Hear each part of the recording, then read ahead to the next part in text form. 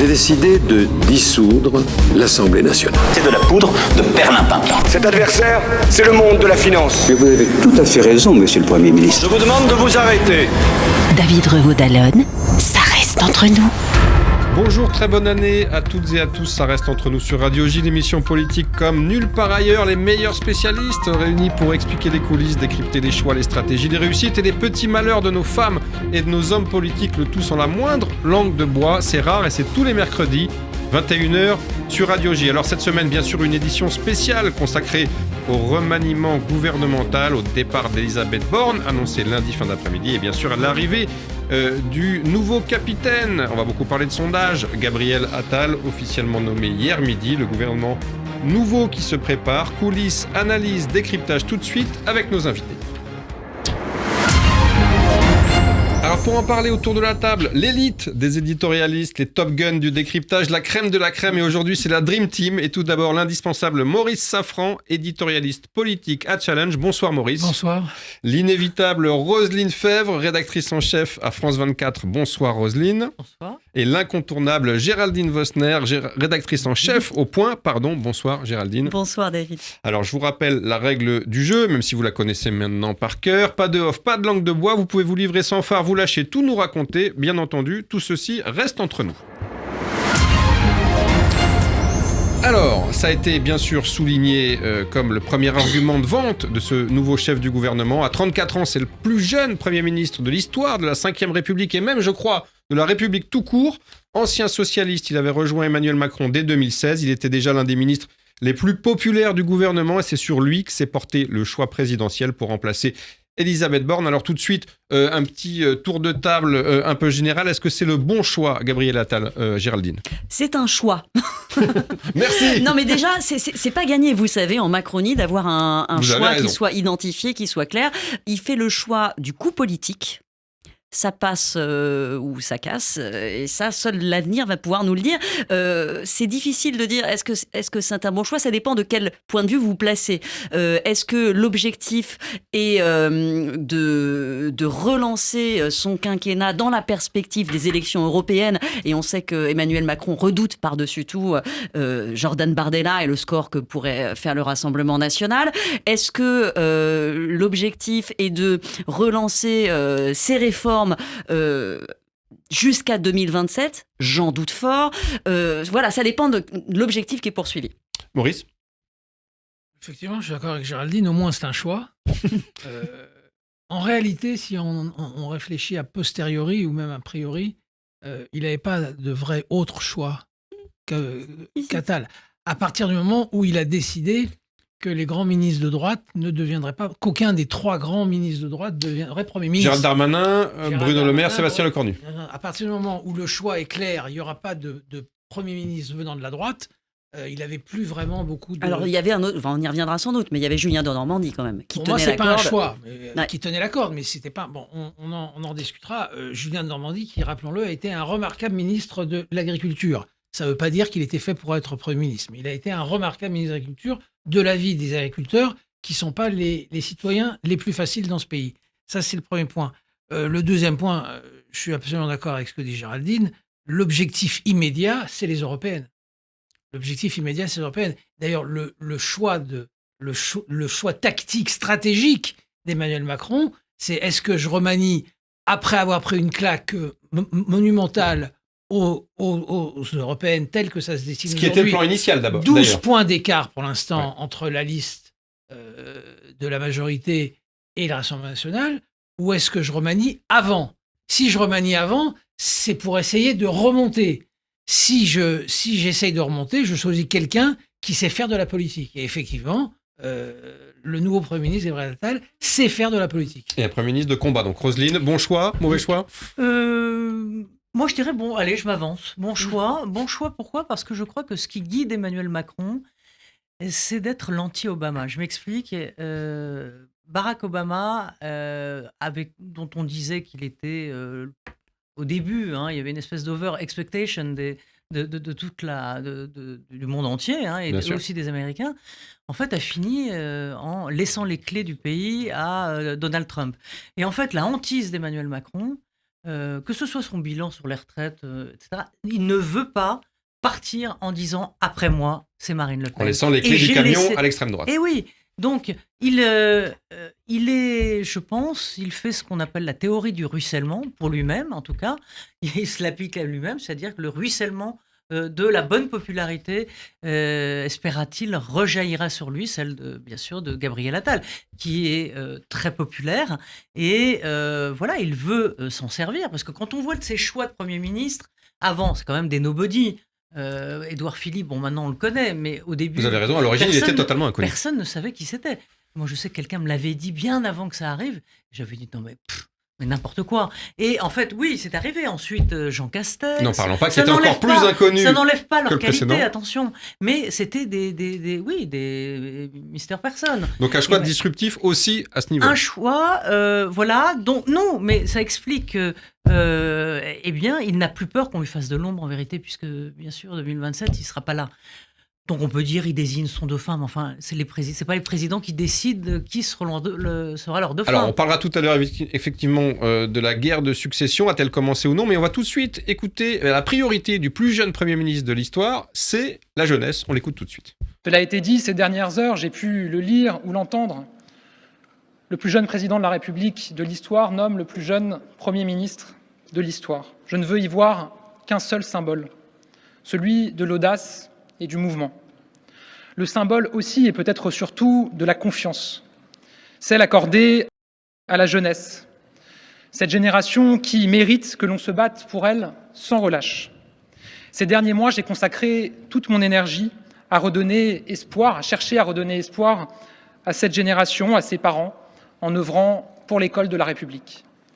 Je le dis d'emblée, mesdames et messieurs, j'emmène avec moi, ici, à Matignon, la cause de l'école. Je réaffirme l'école comme étant la mère de nos batailles, celle qui doit être au cœur de nos priorités et à qui je donnerai, comme Premier ministre, tous les moyens d'action nécessaires pour sa réussite. Elle sera l'une de mes priorités absolues dans mon action à la tête du gouvernement.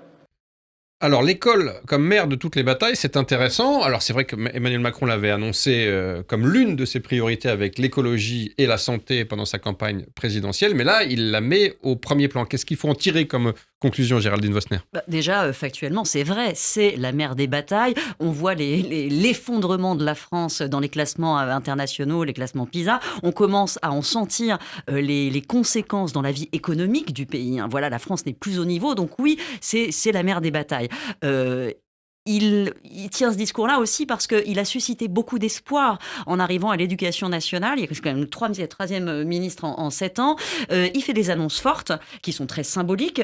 Il reste à peine 4 petits mois. Il n'a même pas pu commencer à les mettre en œuvre. C'est-à-dire que... C'est un peu court, jeune homme, aurait dit Cyrano de Bergerac.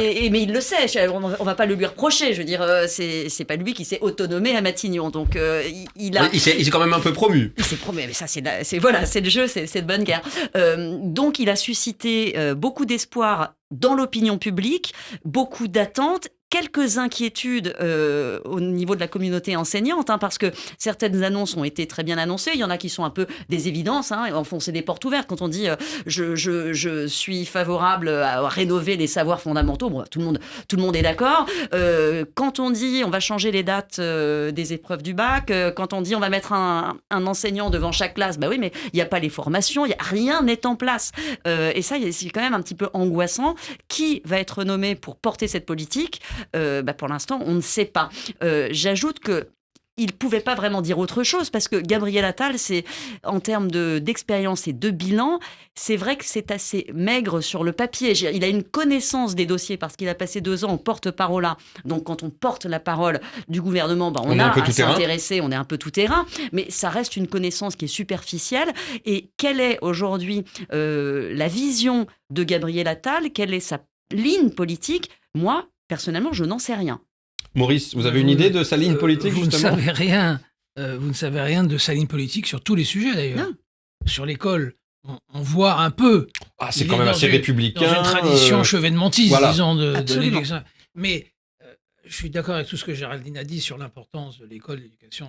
C'est le dossier numéro 1, la priorité des priorités. Il est obligé de le dire et de le dire aussi fort hier quand il quand il est dans la cour de Matignon, parce qu'il est parti au bout de 4 mois et que c'est la seule critique, depuis qu'il a été nommé Premier ministre, c'est la seule critique qu'il subit. Vous êtes parti trop tôt de l'élection nationale. C'est pas de sa faute, c'est pas lui qui l'a nommé Premier ministre. Ça, c'est une évidence.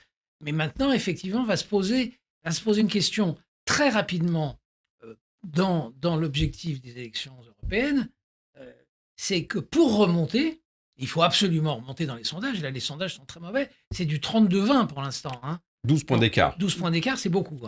Pour remonter dans les sondages, il va falloir que le Premier ministre, parce que le Président de la République, lui, aujourd'hui, en est incapable, reconquiert une bonne partie de l'électorat social-démocrate d'Emmanuel Macron, qui a voté Macron massivement en 2017 et qui a voté Macron encore dans une part importante en 2022.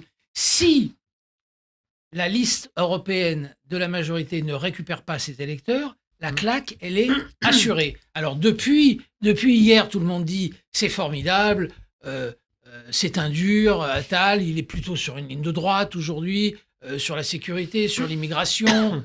Sur l'économie, on va le voir aussi. C'est ce qui se dit beaucoup depuis hier, en tout cas, que cet homme qui vient de la gauche... Je ne vois pas sur quels éléments on dit qu'il est plutôt sur une ligne à droite, sur la sécurité. C'est la petite musique qu'il y a depuis hier, très clairement. Il va falloir qu'il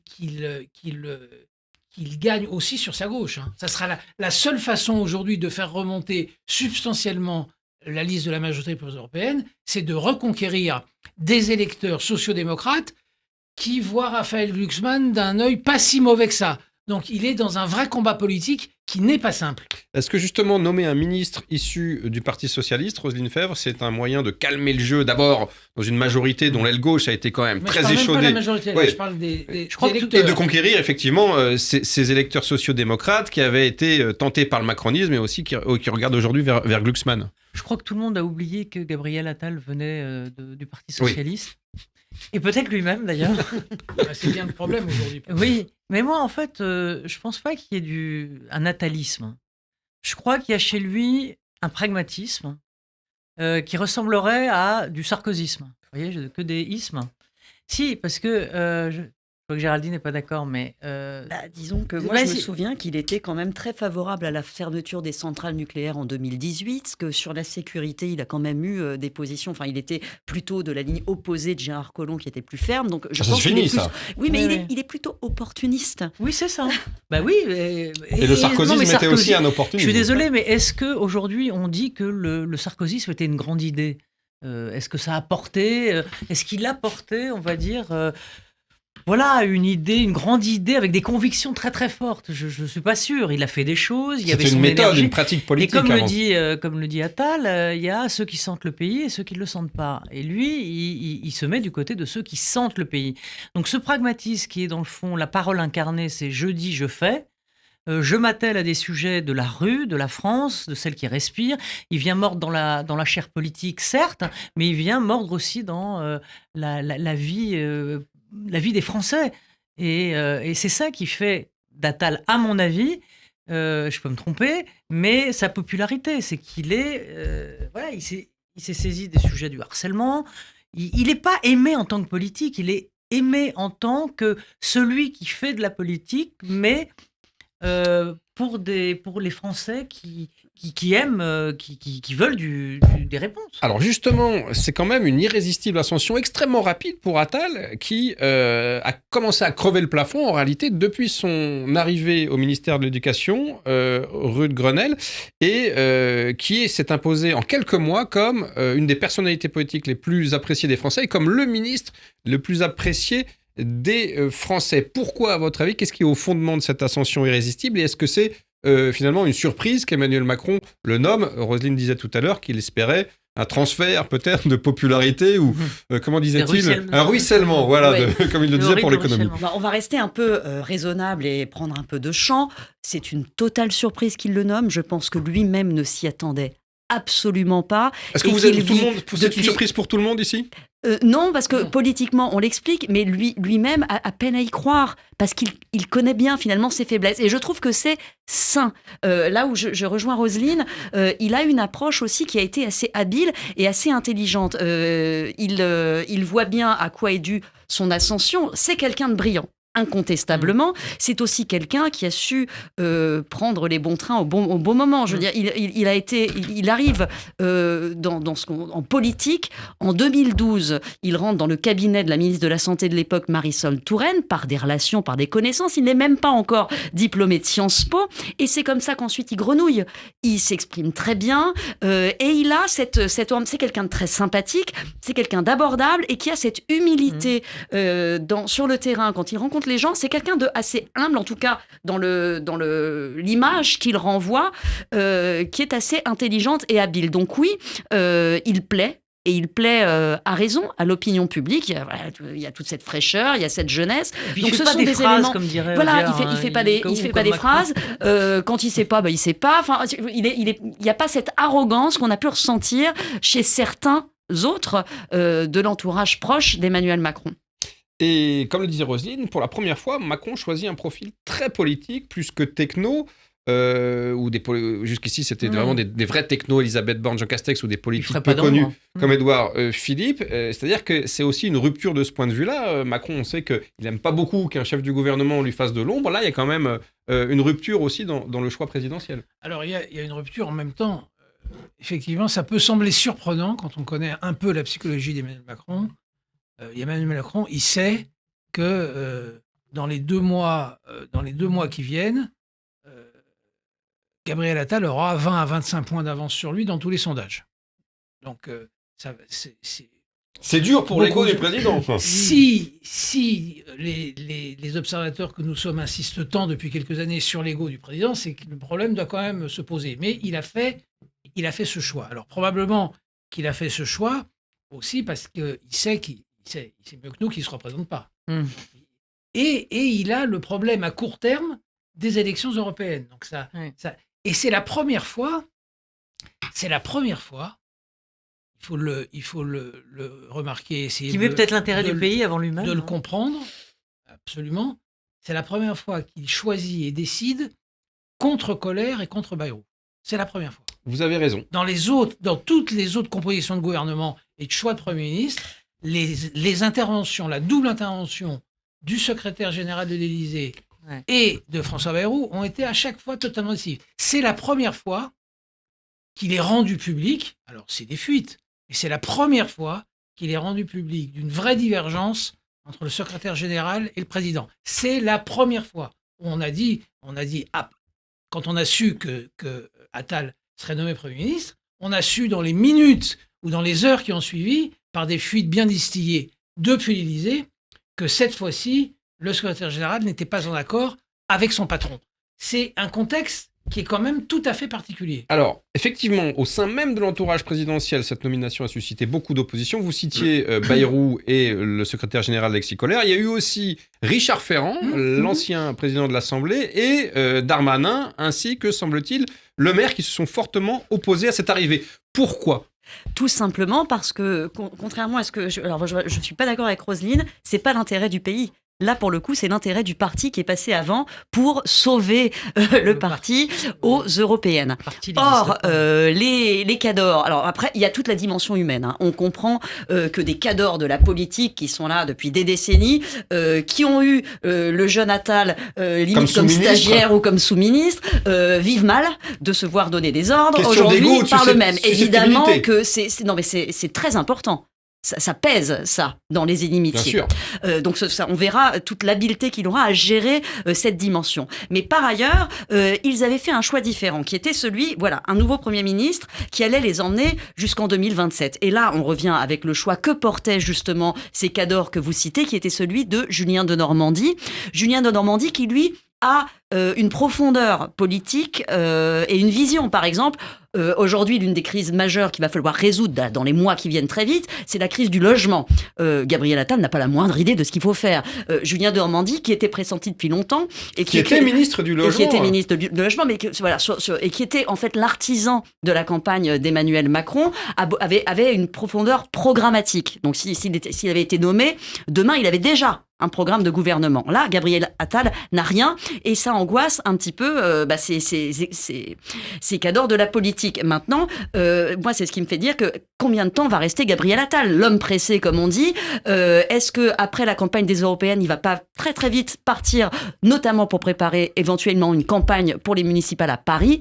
C'est ce qu'on verra. Donc c'est plus une question de susceptibilité et d'ego que de ligne politique, parce qu'en réalité, tout cela, ils ne sont pas forcément... Mais ce sera celle de Macron, la ligne politique. Il y a un point très important, si on continue dans la psychologie, c'est que Emmanuel Macron, il fait un choix aussi contre ses propres souhaits, parce que le seul personnage de tout ce milieu macroniste qui est un intime d'Emmanuel Macron, c'est Julien de Normandie. C'est le seul avec qui il n'a pas de rapport intime avec Attal. Julien de Normandie, qui, rappelons-le, était son ancien directeur de cabinet adjoint à Bercy au ministère de l'économie. Julien de Normandie, c'est son proche, c'est son intime, c'est son ami. C'est le seul dans toute cette bande dont on puisse dire que c'est un intime du président de la République. Donc c'est un choix réellement politique cette fois-ci. Eh bien, merci à tous les trois pour ces explications fort constructives et ces éclairages. On se quitte quelques instants, on se retrouve très vite pour évoquer la suite des opérations. À tout de suite. Ça reste entre nous. Ça reste entre nous. Ça reste entre nous, Maurice Safran, Roselyne Fèvre, Géraldine Vossler. On s'intéresse toujours à cette nomination du plus jeune Premier ministre de l'histoire. Alors, vous le disiez tout à l'heure, Maurice, une interprétation, une des premières interprétations de la nomination de Gabriel Attal, c'est que celle-ci est faite pour contrer une autre irrésistible ascension, celle d'un jeune homme qui monte très vite, très fort, celle de Jordan Bardella, président du RN, tête de liste européenne. On en parlait, 12 points d'écart dans les sondages. Ce ne sont que des sondages. Nous sommes à 6 mois de l'élection. 5 mois jour pour jour quasiment. Et 5 mois, c'est court. 5 mois, c'est court, 5 mois, c'est pas 5 ans, c'est 5 mois. Pardonnez-moi, je suis dans mon rôle, je dis que ce sont que des études d'opinion. Et souvenez-vous, Maurice, lors des dernières européennes, il y avait un très fort écart, certes moins fort, mais qui avait été raboté et minimisé au fil de la campagne. Donc c'est ça pour vous, vous le disiez, c'est Attal qui est nommé pour contrer Bardella. C'est clair, net, précis. C'est un des éléments, je pense, oui. Si le président de la République a fait le choix anti-Obama, je suis tout à fait d'accord avec ce que dit Roselyne, des tas de gens parmi nous disent, mais dans le fond, il s'en fout. Lui, il finit ses 10 ans, et puis ce qui se passe après, ça le concerne pas. Moi, j'y crois pas du tout. Je pense qu'effectivement, historiquement, là, c'est pas sur le plan politique, sur le plan historique, ça serait une tâche absolument incroyable sur lui, pour lui, indélébile. Après Emmanuel Macron, Marine Le Pen.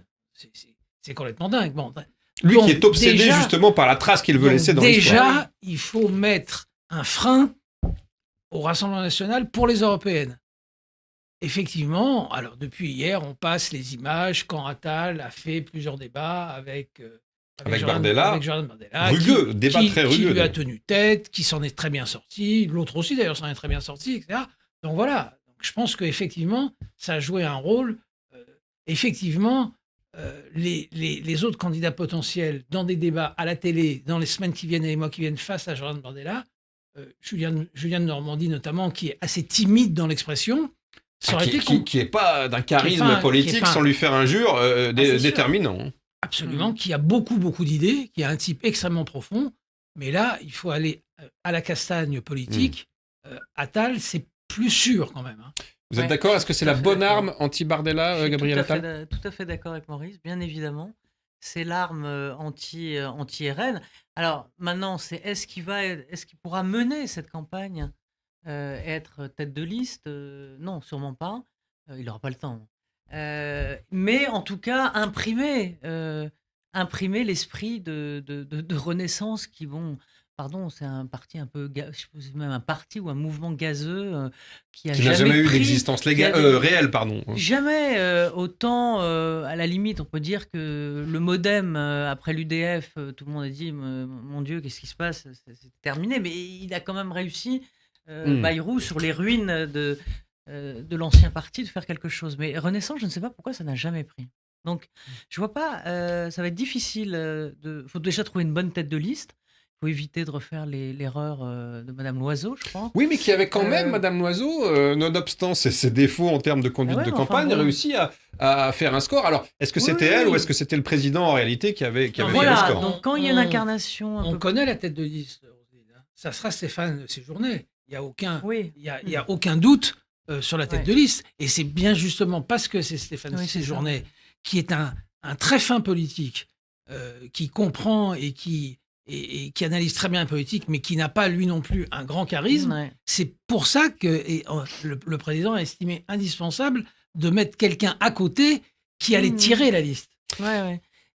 Non, mais c'est vrai que l'enjeu de ces européennes est extrêmement, extrêmement important, parce que déjà, ça va nous permettre de voir un peu où on est...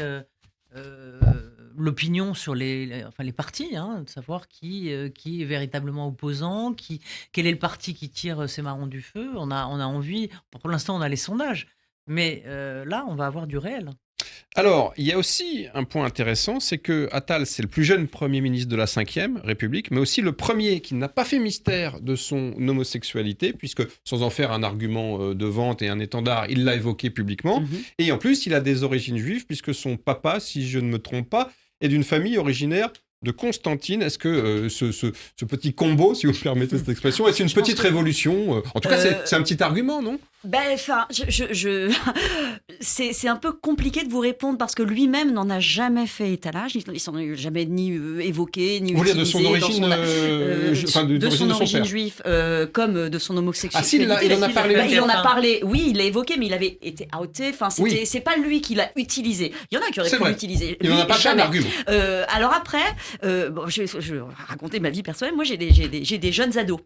Et hier soir, mes jeunes ados, c'est la première chose qu'ils m'ont dit. Ah, il a 34 ans. Ah, il est gay. Et ils trouvaient ça extraordinaire. Donc, on ne peut pas nier que ça porte une charge symbolique, que je trouve ça, moi personnellement, ça donne un vent de modernité, ça montre aussi, et ça fait un peu taire. C'est un élément de rassemblement intéressant, dans le sens où on a des débats depuis des mois très crispants, dans une société très polarisée, aggravée par un climat délétère sur les réseaux sociaux. Et là, c'est dire, écoutez, arrêtez maintenant, vous voyez bien que les Français, ils sont très tolérants en réalité, et je pense que c'est effectivement la réalité du pays. Un Premier ministre est nommé avec les attachements que vous mentionnez, et tout le monde s'en fiche. Je pense que c'est la réalité. Non, mais c'est très intéressant. Maurice Safran. C'est très intéressant sur notre psychologie collective. Ouais. Parce qu'en réalité, nous, les éditorialistes, la presse, les commentateurs sur les chaînes de télé, n'en parlent que depuis que la presse étrangère en a parlé. Jusque la presse étrangère, silence total en France. Personne n'a osé. J'étais sur les plateaux, moi, tout le lundi, tout le mardi. Tout le monde est-ce qu'on en parle? Est-ce qu'on en parle? Tout le monde tournait autour du pot. Tout le monde tournait autour du pot. Personne n'en a parlé. À partir du moment où les journaux italiens, espagnols, américains, anglais en ont fait leur une, le jeune Premier ministre gay, à partir de ce moment-là, c'est notre vieille tradition, que je trouve, moi, plutôt formidable, mais qui est totalement dépassée, je crois, par ailleurs, notre vieille tradition de ne pas parler de cela ne nous regarde pas, comme dirait. Mais c'est parce que les Français sont très tolérants, en réalité. La presse étrangère, elle, a considéré que ça nous regarde. Et que c'était un élément politique et sans doute un élément ça, alors moi, je suis bien placé pour en parler, parce que j'avais posé la question à Nicolas Sarkozy en conférence de presse. Vous avez jamais refait de conférence de presse après. Sur sa relation avec Carla Bruni. Oui, s'il allait l'épouser, elle fait un petit préambule en disant écoutez, même vous devez aller en Inde, même les Indiens se posent la question, est-ce que vous allez arriver marié? Ça avait fait un drame. Ça avait fait un drame. C'est là qu'il avait répondu cette fameuse formule avec Carla, c'est du sérieux. Mais qu'est-ce que je me suis pris dans la guelle? Il y avait une journaliste que je ne nommerai pas, avec qui je suis désormais amie, qui avait dit sur une émission, mais de quoi se mêle cette journaliste politique? C'est honteux, etc. Et non, mais je vous assure, c'était... Enfin bon, bref, je ferme la parenthèse, mais ça m'avait... J'étais pas choquée. On a encore la preuve des années plus tard que votre question n'est pas dans la tradition journalistique française. Et je vous jure que sur les plateaux télé, hier et avant-hier, vous savez quoi? Tout d'un coup, ils se sont libérés sur les chaînes françaises quand ils ont publié les unes, quand ils ont montré les unes de tous les journaux étrangers. À France 24, on a 4 chaînes. Une chaîne en anglais, une chaîne en arabe, une chaîne en espagnol, une chaîne en français. Bon, l'espagnol n'existait pas à l'époque. Lorsque j'ai posé cette question, les Anglais, les British, comme je les appelle, de France 24, ont tous applaudi. Et une journaliste française est allée se plaindre dans le bureau du directeur à l'époque. Oui, mais ça se fait pas de poser des questions comme ça, quand même.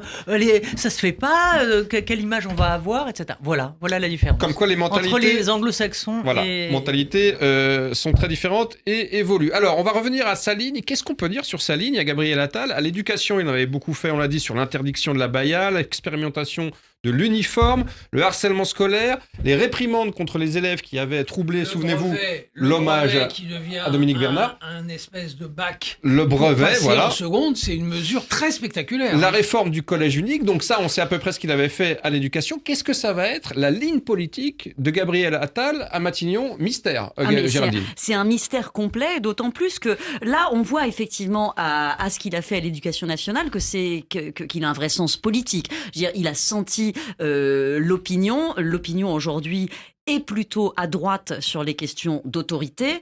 C'est très net. Par contre, on notera qu'il s'est bien gardé d'intervenir sur la loi immigration, où là, on aurait pu mesurer, parce que on a vu quand même toute une partie du gouvernement aller contre des mesures qui sont plébiscitées aussi par plus de 70% de l'opinion publique. Donc, quelle va être sa ligne sur ces sujets crispants? Il y en a un certain nombre qui vont arriver, mais sur les questions d'immigration, parce qu'il va falloir la mettre en œuvre maintenant. Sauf si elle est retoquée. Sauf si elle est, et qu'elle revient sur les quand même de plus en plus probable. Et ce qu'espère évidemment le président Macron, oui, qui s'en remet à Laurent Fabius, président du Conseil constitutionnel. Je reviens là-dessus, mais si elle est retoquée, va se poser la question à nouveau d'une réforme constitutionnelle pour pouvoir mettre en œuvre des mesures qui, une fois de plus, sont réclamées par l'opinion publique. De quelle manière va-t-il se positionner? Moi, pour l'instant, on n'en sait rien. Il y a beaucoup d'interrogations. Son discours de politique générale, j'imagine, va donner va donner le ton, mais on est encore dans l'expectative. Grand mystère, Roselyne, sur la ligne politique du ministre, du Premier ministre. Je ne pense pas que ce soit un grand mystère. Je pense que, et c'était ce que disait Emmanuel Macron dans son tweet, c'est-à-dire l'esprit de 2017. Réveille-toi. En gros, le en même temps, si, je pense. Oui, mais peut-être que je me trompe. Non, tu as raison. Après, on se trompe tous, donc soyons humbles. Attends, je finis. En même temps, à droite, ce que tu disais, Géraldine, c'est-à-dire le retour de l'autorité, ce qui plaît aux Français, ce qui plaît à la droite.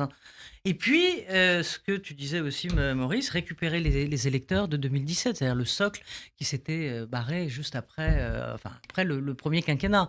Donc, c'est ça, en fait, c'est retrouver ce en même temps, en vérité. Oui, à l'Élysée, on explique qu'il fallait. Qui a marché. À l'Élysée, on explique qu'il fallait renouer avec, je cite, l'audace du macronisme originel. Qu'est-ce que ça veut dire? Qu'est-ce que ça donne comme indication? Hier, dans la cour de l'Élysée, dans son petit discours qui était écrit, moi, je peux me tromper évidemment, mais moi, j'ai pas retrouvé le souffle du macronisme originel. J'ai trouvé un discours un peu scolaire, musclé, c'est le cas de le dire, plutôt musclé sur la droite. Sur la sécurité, si on relit, je ne les ai pas ici, mais si on relisait les propos qu'il a tenus hier sur la sécurité, c'est du super Darmanin. Donc, très bien, il faut, et il y a beaucoup d'électeurs de gauche qui souhaitent d'ailleurs tout ça sur la sécurité, c'est pas le problème. Mais hier, on n'a pas entendu, on a entendu Action forte sans tabou. Et encore à droite, on n'a pas trop entendu, et encore à gauche. C'est ça qui est. Oui, il va falloir qu'il en garde sous le sabot. Il faut qu'il en garde, mais bien sûr, mais il va falloir qu'il faut reconquérir cet électorat-là. Est-ce qu'il est le mieux placé? De la droite et de la gauche. L'idée, c'est qu'il est bien placé parce qu'il vient du Parti socialiste. C'est pas évident. Alors justement, il a parlé de sécurité, d'école, mais il a aussi parlé un petit peu d'économie. Et là, on peut pas dire que c'était tout à fait gauchiste, les pistes qu'il a données. On écoute tout de suite Gabriel Attal. Libérer le potentiel français, cela veut dire continuer à transformer notre économie autour de 3 axes majeurs. D'abord, la priorité donnée au travail. Travailler doit toujours être mieux valorisé que ne pas travailler, alors que l'inflation, je le sais, continue de peser sur la vie des Français. Ensuite, c'est l'acte 2 de la libération de notre économie, notamment avec la simplification drastique de la vie de nos entreprises et de nos entrepreneurs. Et c'est enfin l'action résolue que nous devons mener pour notre jeunesse, dont le talent ne demande qu'à s'exprimer. Dans ce chantier, avec le Président de la République, nous ne partons pas de nulle part. Depuis plus de 6 ans, tant a été fait, tant a été engagé, et déjà des résultats sont perceptibles dans la vie des Français. Nous avons un taux de chômage historiquement bas depuis un certain nombre d'années, et tu y as largement contribué en tant que ministre et Première ministre. Mais pour les années à venir, tant reste encore à faire. C'est la tâche à laquelle je consacrerai toute mon énergie. avec la même méthode qui est la mienne, celle que j'ai toujours utilisée dans mes fonctions, poser des diagnostics clairs, sans jamais mentir aux Français, et mettre en place des actions fortes, concrètes, sans tabou. Alors, la libération du potentiel français, la priorité au travail, il ne le dit pas, mais contre l'assistanat, c'est assez clair. Non, je ne suis pas d'accord. Il le dit. Travailler doit être mieux valorisé que pas travailler. Oui, mais il n'utilise pas le terme d'assistanat, c'est ce que je veux dire. La phrase de droite, la plus classique qui soit. Également, la simplification de la vie des entreprises, c'est quand même très libéral, ça, Géraldine Coster. C'est un signe aux entrepreneurs et à la droite. C'est un signe à la droite, assurément. Ce sont des slogans quand même qu'on entend depuis 20 ans, dont on n'a jamais vu la réalisation, d'ailleurs que ce soit des premiers ministres de droite ou de gauche. Donc je pense que les Français sont un peu vaccinés. Par contre, politiquement, il est habile parce qu'encore une fois, l'opinion veut entendre ça. Elle veut entendre des positions fermes, claires et nettes. Donc il a ce talent politique de se faire comprendre, de se faire entendre et d'être lisible. Dès le départ, ce qui était sans doute le défaut des premiers ministres précédents. Elisabeth Borne était assez peu lisible, en tout cas peut-être trop technique, en dépit de tous ses talents, pour être bien comprise de l'opinion. Donc oui, moi je trouve que c'est assez positif pour l'instant comme discours. La question se posera, comme toujours, de la réalisation. J'ajoute qu'il part ensuite avec un autre avantage, c'est justement cette popularité dans les sondages. C'est que, tenant ce discours qui est assez court, donc il y a peu d'emprise quand même pour la critique. Pour l'instant, c'est assez circonscrit. Et avec la popularité qu'il a, ça va être très difficile pour la droite quand même de venir lui chercher noise. Donc, et d'ailleurs, on a vu dans la réaction, même pour l'instant, on est vraiment... c'est quasiment le silence radio, vous avez raison, chez les Républicains. Et ça s'appelle quand même un bon départ. Un bon départ. Alors, Roselyne, on l'a dit, école, sécurité, économie, il y a peu de messages en direction des électeurs de gauche dans ce discours, pour l'instant. Pour l'instant, mais c'est sûr qu'il se positionne pour l'instant à droite, puisque dans le fond, c'est un peu pour ça que aussi Emmanuel Macron l'a pris, puisque ce qui a fait la popularité d'Attal, c'est l'autorité, c'est l'école, c'est l'histoire de l'interdiction de l'abaya à l'école, donc la laïcité, etc. Ce sont des valeurs qui plaisent à la droite, même si ce qui ne veut pas dire que la gauche est contre l'autorité. Et contre la laïcité, même si on a vu qu'une fraction de la gauche s'était révélée problématique. Donc, après, je sais pas. Moi, je pense qu'on se plante complètement à dire la gauche, la droite. C'est nous, en fait, qui sommes dans le vieux monde, là, à patauger, à dire il est de droite, il est de gauche, à coller des étiquettes. Je crois que le type, il est vraiment pragmatique. Quand il dit une action forte, sans tabou, en fait, je pense que c'est ça. Et ce que je disais au début, c'est-à-dire le pragmatisme à la Sarkozy ou à la Manuel Valls, qui d'ailleurs disait la politique est devenue une langue morte. C'est-à-dire faut pas justement qu'il devienne un politique qui fait du charabia, qui va nous abreuver de sa liste des courses à faire lors de son discours de politique générale, qui va nous ennuyer, etc. Faut qu'il soit... Voilà, je pense que il a un modèle en politique, peut-être pas au niveau de ses idées, je n'en sais rien, puisqu'il est assez secret, comme disait Maurice. On ne sait pas trop qui c'est, Gabriel Attal. C'est vrai. Il s'est assez peu livré, on le disait, sur sa vie personnelle. Je pense que son modèle en politique, c'est Sarkozy. Pourquoi ? Parce que je suis pragmatique. Je parle, je dis, je fais. Et je pense que c'est ça sa marque de fabrique. Oui, mais pour le moment... Mais il lui faut une architecture politique, bien évidemment. Vous avez totalement raison, mais pour le moment, je parle, je dis, je fais. C'est je parle, je dis, je fais plutôt à droite. C'est vrai. Avec des éléments alors, il y a peut-être la fin de vie, soutenus par tous les électeurs de gauche. Sur la sécurité, une grande majorité des électeurs de gauche sont également pour un combat sécuritaire. Il n'y a aucun doute là-dessus.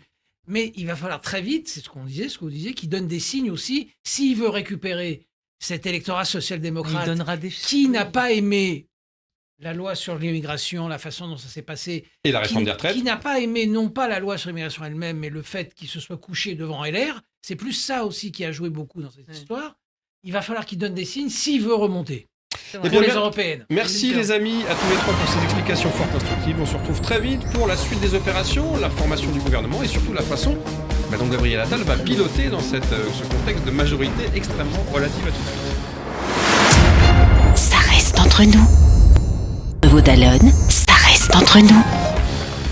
Eh bien, retour à Ça reste entre nous, la nomination de Gabriel Attal et ses conséquences. Il y a quand même une question qui se pose, malgré tout ce qu'on s'est dit sur l'âge du capitaine, sa popularité, son talent. Est-ce que ça va changer quelque chose, ce changement de Premier ministre, au-delà de l'identité de l'hôte de Matignon, les mêmes causes produisant les mêmes effets? On reste quand même dans une minorité absolue, pour ne pas dire une majorité très relative, qui demeure. Et est-ce que le gouvernement va ne pas avoir les mêmes problèmes et les mêmes difficultés à faire passer ses projets de loi, Géraldine? Il aura assurément des problèmes à les faire passer. Et c'est là qu'on va en fait mesurer l'habileté de ce Premier ministre qui va devoir s'entourer d'une écurie parlementaire qu'il n'a pas, d'alliances pour faire passer ses textes. C'est peut-être aussi pour ça qu'il vous a semblé qu'il droitisait son discours, mais c'est sans doute aussi dans la perspective de ses futures alliances qu'il va devoir construire. Donc ça aussi, c'est important d'avoir un Premier ministre qui est très politique et qui va devoir s'entourer.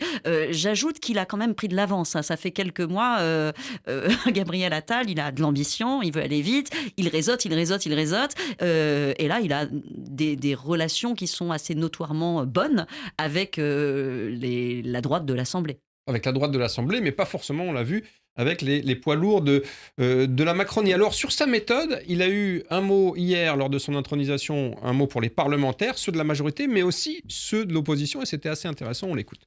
Avant de conclure, je veux avoir à nouveau une pensée pour le président de la République, lui redire toute ma gratitude, toute ma fidélité.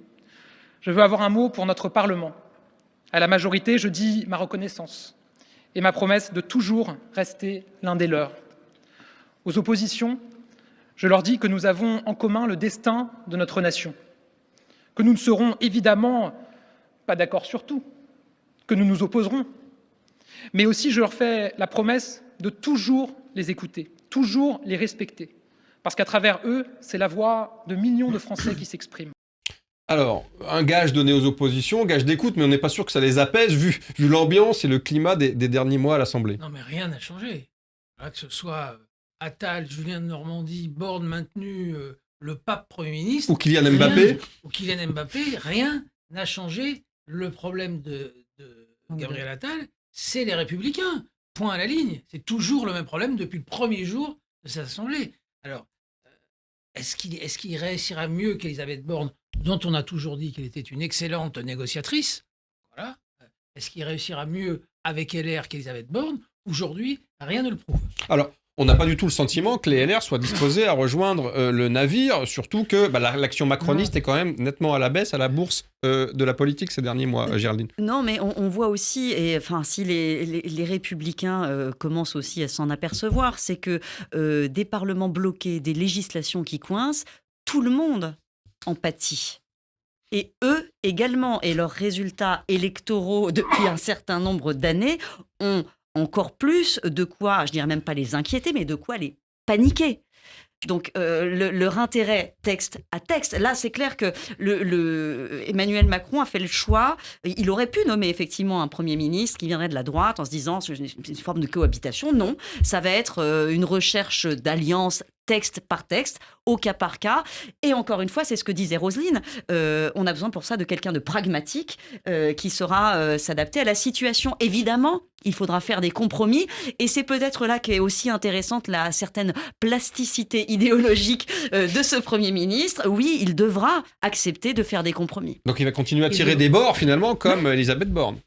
Oui, et puis là, on a le gentil Attal, le gros minou, enfin le petit minou qui vient d'arriver, le Jésus dans sa crèche. Mister Gabriel, on n'a pas encore vu Docteur Attal. Mais on n'a pas vu l'ange Gabriel, vous connaissez la mission de l'ange Gabriel?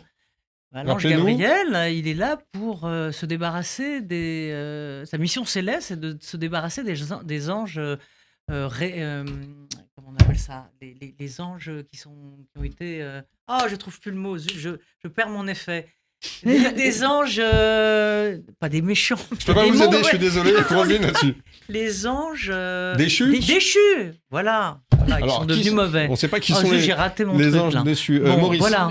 Si, les anges déchus, ça va être tous ceux dont il va falloir se débarrasser au gouvernement et qui n'ont pas été qui n'ont pas été nommés et qui ont œuvré contre la nomination de Gabriel Attal. Maurice. Sur le plan politique, ce que disait Géraldine est absolument essentiel, parce que si les macronistes ont la trouille de l'élection européenne, que dire des gens de LR? Oui.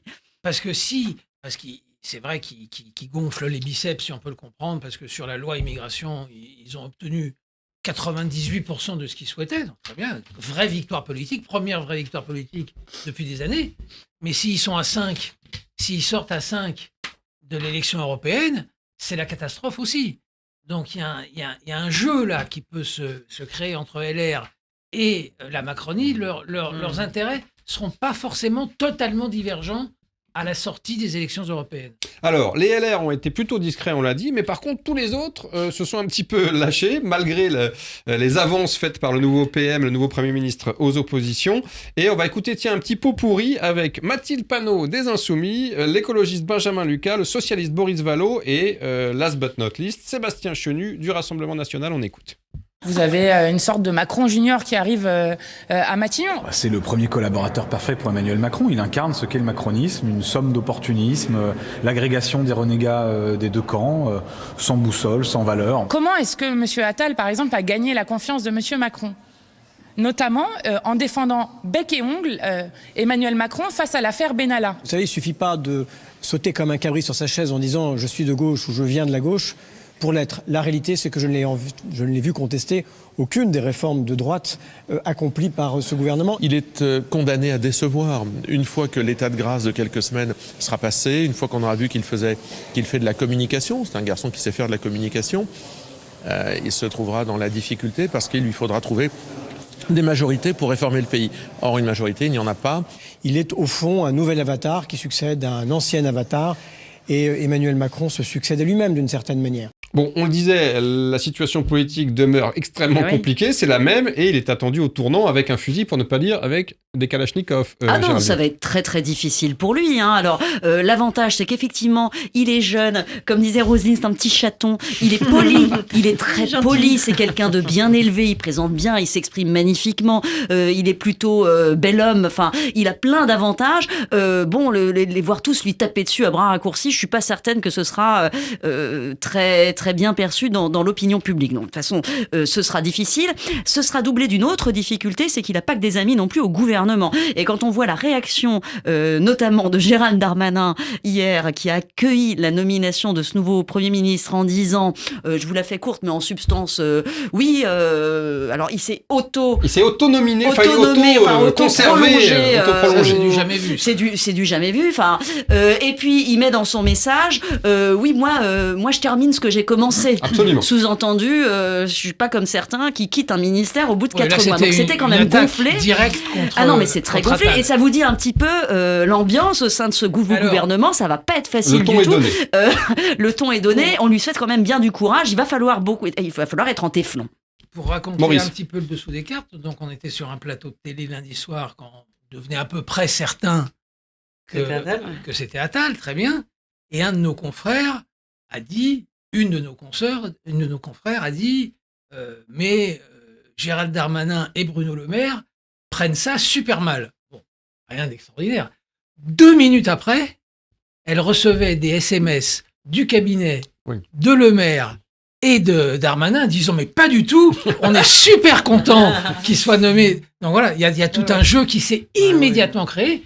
C'est vrai que c'est compliqué pour eux qui se prennent pour des seigneurs de la politique, Le Maire et Gérald Darmanin, d'être sous les ordres d'un type de 34 ans, de pas encore 34 ans. Effectivement, psychologiquement, on peut comprendre que ce soit compliqué. D'autant que Gérald Darmanin, évidemment, on le sait, n'a cessé d'œuvrer pour conquérir Matignon ces derniers mois. Avec Bruno Le Maire, il l'a eu comme, je dirais pas comme stagiaire, mais comme sous-ministre. En l'occurrence, n'exagérons pas, ministre du budget, même s'ils avaient de très bonnes relations. Darmanin, je fais juste une parenthèse, je laisse mes camarades. Darmanin avait compris, après la loi sur l'immigration, que c'était mal passé pour lui, qu'il ne serait pas Premier ministre. Évidemment. Donc, ce qu'il ne voulait pas, c'est que Attal soit Premier ministre. Mais lui, Il avait compris qu'il était un petit peu grillé sur le poste. N'était plus dans la course. Alors, dans la soirée d'hier, Emmanuel Macron a reçu son nouveau Premier ministre à l'Élysée pour plancher sur la nouvelle équipe gouvernementale attendue dans les jours à venir. Premier conseil des ministres, normalement, si tout va bien, vendredi, mais les retards pris dans la succession, c'est une première. Hein. Limogeage lundi soir d'Elisabeth Borne et mardi midi, annonce de l'arrivée de Gabriel Attal. Jamais dans l'histoire de la Ve République, il y avait eu autant de délais entre les deux. Ça veut dire que ça peut crisper, et vu les difficultés qu'on vient d'évoquer, ça va être compliqué. Quelle équipe, quelle architecture, un peu de name dropping, les amis. Roselyne. Ah ouais, non, ça c'est un coup à se planter là. Non, mais quelles sont les pistes ? Qu'est-ce qui pourrait avoir comme idée géniale pour relancer un petit peu la machine gouvernementale ? Comme on n'est pas géniaux, là, enfin si, on est géniaux sur ce plateau, bien sûr. Évidemment. Mais qu'on n'est pas dans le nous. secret des dieux, on peut imaginer ce qui est logique. Ce qui est logique, c'est que à l'éducation nationale, eh bien, ils mettent, je sais pas, quelqu'un qui est comme lui, une espèce de poigne. Alors certains disent, j'entendais Ludovic Vigogne sur un plateau de télévision parler hier de Aurore Berger, qui vient de la droite. Voilà, qui a une certaine idée aussi de l'autorité. Bon, il y aura de se débarrasser des anges déchus, là, c'est-à-dire peut-être Clément Beaune, enfin ceux qui n'ont pas été réglo avec Macron. Et qui avaient renaclé à l'occasion de la loi immigration. Il y en a un certain nombre, Clément Beaune, Rima Abdul-Malak, Aurélien Rousseau qui avait déjà démissionné. En fait, ils ont dit retenez-moi ou je fais un malheur, je démissionne. Et en fait, il ne s'est rien passé à part Aurélien Rousseau. Mais Macron n'a pas apprécié. Non, il n'a pas apprécié. Ouais, je comprends. Si vous êtes un DRH et que... Donc toute la gauche macroniste dégage. Je crois pour pas. Pour reconquérir les électeurs sociaux-démocrates, ça va être coton. Mais je suis d'accord avec vous, il est capable de faire dégager toute son aile gauche, c'est possible. Alors attention, on parle bien d'Emmanuel Macron. Ah, d'Emmanuel Macron. Laissez Roselyne terminer son argumentation. Mais là, j'ai pas d'infos du tout. Mais là où ça va être difficile, c'est quand même qu'en tant que DRH, il y a un problème de recrutement. Et parce qu'il y a un problème de personnel. Pas de banque touche. Il n'y a pas, alors est-ce qu'il faudra encore piocher dans la société civile ? Il y a un problème de parité. Et le problème de parité, non mais c'est surtout que les bons, ils partent dans le privé.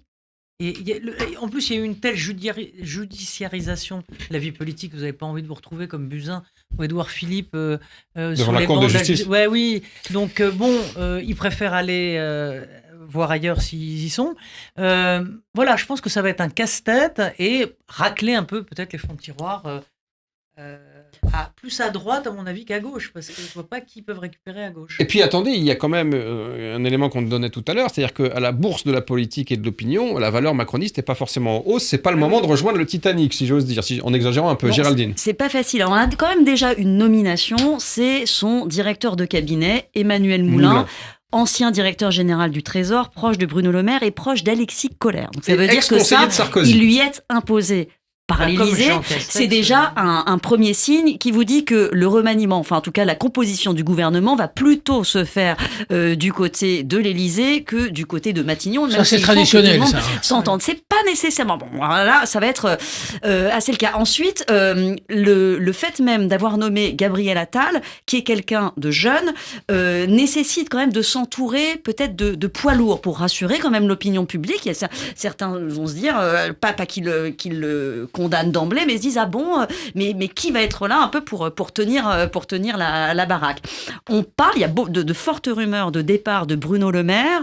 Peut-être pour faire de la place justement à un nouvel entrant qui aurait cette envergure, qui pourrait incarner un renouveau et qui aurait une envergure. Julien de Normandie, peut-être. Parce que, comme il était pressenti, ou pas, j'ai aucune info, hein. Voilà, je lis les dernières rumeurs qui circulent. Auquel cas, il se pourrait que Bruno Le Maire aille au Quai d'Orsay. Ou pas, ce qui aurait une forme de logique. Ce qui aurait une forme de logique. Nouveau porte-parole du gouvernement. Alors on a évoqué la jeune Maud Bréjon, mais c'est pas forcément simple parce qu'on l'a dit proche de Darmanin. Alors en fait, il y a plein de considérations qui rentrent en ligne de compte. Comment conforter la composante Horizon ? Comment conforter la composante Modem ? Comment assurer la parité ? Parce que le problème de la parité, là, pour le coup, c'est un vrai casse-tête, puisque le départ de Rima Abdul-Malak semble plus ou moins acquis. Elle a vraiment celui de Catherine Colonna qui est un peu sur la sellette. Colonna qui est sur la sellette. Pas parce qu'elles sont des femmes, d'ailleurs. Et celui de la ministre de la Santé Et bien sûr, qui va partir. Mais c'est que des femmes ministre de la l'instant, Santé, c'est aussi quand même un poste fondamental, très important, avec des réformes qui ont été initiés mais qui n'ont pas été achevés. Donc oui, il y a quand même un nouveau gouvernement assez coton à composer. Alors, moi, je pense que ça va prendre au moins quelques jours. Alors Maurice, vous qui êtes bien informé, donnez-nous quelques infos sur les nouveaux entrants, ça reste entre nous. Il y a 2 éléments. D'abord, avec tout ce qu'a dit Géraldine, est-ce qu'il fait la révolution ? Le président, est-ce qu'il fait enfin... Moi, j'entends ça depuis 40 ans. Ça fait 40 ans que je suis journaliste politique. Ça fait 40 ans que j'entends petit gouvernement resserré, 15 ministres forts, etc. On a entendu ça depuis 3 jours. Ce qu'on entend. Oui. Puis est-ce que ça de tient nouveau, 3 semaines, un mois, ça. Est-ce que de on nouveau, est toujours entre 35 et 40 là, ministres. on est à 42 là. 42. 41 ou 42. Donc, est-ce qu'il change ça ? Mais parce d'après ce que vient de décrire Géraldine, c'est impossible. S'il faut donner satisfaction à François Bayrou, à Édouard Philippe, à la Macronie historique, aux jeunes, aux vieux, aux femmes, etc., on va se retrouver de nouveau à 40. Maintenant, un des talents d'Emmanuel Macron, qui n'est pas satisfaisant pour nous, les journalistes, c'est que sur les formations de gouvernement, il est vraiment totalement secret. Là, c'est des rumeurs qu'on entend. Ah oui, non, mais personne ne sait rien ne filtre. C'est totalement hermétique, vous avez raison. Moi, j'ai quelques connaissances à l'Élysée de gens qui me donnent des renseignements, souvent dans l'année, etc. Là, rien. Mais je pense que eux ne savent rien. C'est pas simplement qu'ils ne veulent pas me le dire, c'est qu'ils ne savent rien. Il y a que Collère, le secrétaire général, Attal et le président qui sont dans le coup. Je crois que les autres ne savent rien. Donc tout ce qu'on construit pour l'instant, c'est effectivement assez logique que Bruno Le Maire quitte l'économie et les finances pour aller au quai. Ça fait quelques années déjà qu'on dit qu'il a très envie du quai. Mais ce ne sont que des rumeurs et que des supputations. Donc pour l'instant, aucune vraie info. En tout cas, moi, aucune vraie info. Alors, on a parlé du casting, et pour finir en beauté, last but not least, on va prendre un peu de hauteur et se poser la question suivante. Est-ce que c'est de la part d'Emmanuel Macron l'adoubement de son dauphin ? Est-ce qu'il sent qu'à 3 ans et demi de la fin de son mandat, quand même, la fin de règne approche, et qu'en installant Attal à Matignon, il l'installe sur la rampe de lancement très rapidement, Roselyne ? Non, parce que oui et non, parce qu'il peut le griller aussi, donc c'est à double tranchant. Soit il se grille, vous connaissez la tragédie de Matignon. Ou l'enfer de Matignon. L'enfer de Matignon, ou la malédiction de Matignon. C'est-à-dire que, voilà, vous êtes l'agneau sacrificiel. L'ange Gabriel pourrait lui-même devenir un ange déchu. Voilà, absolument. L'archange, en fait. Voilà. Mais sinon, un président, ça ne choisit pas ses dauphins. C'est pas lui qui décide. Enfin, il peut le choisir, mais c'est pas pour autant qu'il est... Est-ce que ça ouvre la guerre de succession ? Est-ce que Attal gagne la première bataille ? De toute façon, ça ouvre la guerre de succession. Indépendamment de la volonté d'Emmanuel Macron, oui, la guerre de succession est ouverte. Maintenant, il est beaucoup trop tôt pour le dire. Ce qui est certain, c'est qu'il lui fait un formidable cadeau parce qu'il le légitime dans une fonction éminente. Maintenant, on verra la suite. Moi, je fais le pari que Attal ne restera pas très longtemps s'il a des ambitions et qu'on le verra partir d'ici quelques mois. Quelques mois. Ouais, je peux me tromper, complètement. Mais vous faites ce pari. Quelques mois pour la bataille de Paris. Dans quelques mois et quelques sondages, Édouard Philippe saura s'il a un vrai concurrent pour la présidentielle. Pour le moment, il y a dans le camp macroniste un vrai candidat à la présidentielle, c'est l'ancien Premier ministre Édouard Philippe. Dans quelques mois, on va savoir si le nouveau Premier ministre est en concurrence avec l'ancien Premier ministre. Et puis je pense que ça amuse Emmanuel Macron de jouer les princes florentins en mettant un 4e poisson dans le bocal. Le fameux darwinisme politique du président. Eh bien, merci à tous les 3, les amis, pour vos infos, explications lumineuses et vos éclairages. Nous savons tout des dessous de l'arrivée de Gabriel Attal à Matignon et des grandes manœuvres en cours autour du casting gouvernemental. On se retrouve la semaine prochaine, mercredi 21h, avec comme d'habitude les meilleurs décrypteurs de la politique. D'ici là, bien sûr, je compte sur vous et votre discrétion. Tout ce qui est à Radio J reste à Radio J. Tout ceci reste entre nous. Excellente soirée et à très bientôt. Radio J. J'ai décidé de dissoudre l'Assemblée nationale. C'est de la poudre de perlimpinpin. Cet adversaire, c'est le monde de la finance. Et vous avez tout à fait raison, monsieur le Premier ministre. Je vous demande de vous arrêter. David Revaud-Dallon, ça reste entre nous.